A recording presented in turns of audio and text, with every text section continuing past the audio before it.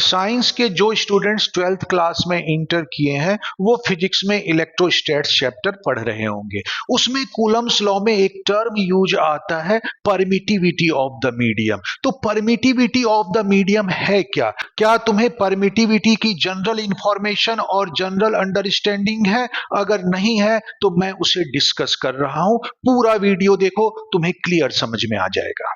अगर दो चार्ज एक दूसरे से सर्टेन डिस्टेंस r पर रखे हो तो उनके बीच इलेक्ट्रोस्टैटिक फोर्स लगता है और इस फोर्स का मैग्नीट्यूड हम कूलम्स लॉ से बताते हैं।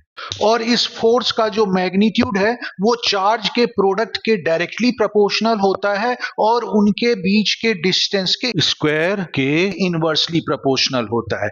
लेकिन दो चार्ज के बीच लगने वाला फोर्स सिर्फ इन दो चीजों पे ही नहीं डिपेंड करता है। ये भी देखा गया है कि चार्ज के बीच का मीडियम अगर हम चेंज कर दें तो उनके बीच लगने वाला फोर्स भी चेंज हो जाता है। अगर दोनों चार्ज वैक्यूम में रखे हुए हैं तो उस पे एक सर्टेन अमाउंट का फोर्स लगेगा।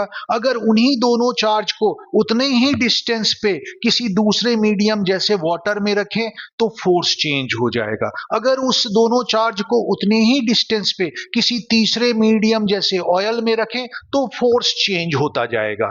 तो जैसे जैसे दोनों चार्ज के बीच मीडियम चेंज होता है उनके बीच लगने वाला फोर्स भी चेंज होता जाता है।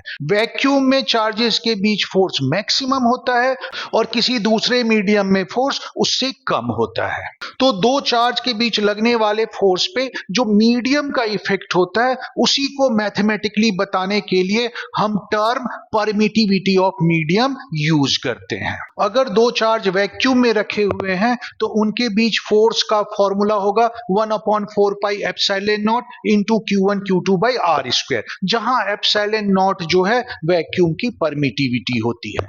अगर दोनों चार्ज किसी दूसरे मीडियम में रखा हो तो उनके बीच लगने वाले फोर्स का फॉर्मूला होगा F equal to 1/4 pi epsilon into Q1 Q2 by R square, जहां एप्सिलॉन जो है वो मीडियम की परमिटिविटी कहलाती है। तो इस तरह से परमिटिविटी क्या है? ये मीडियम की एक प्रॉपर्टी है जिसकी वजह से दो चार्ज के बीच लगने वाले फोर्स में चेंज आता है।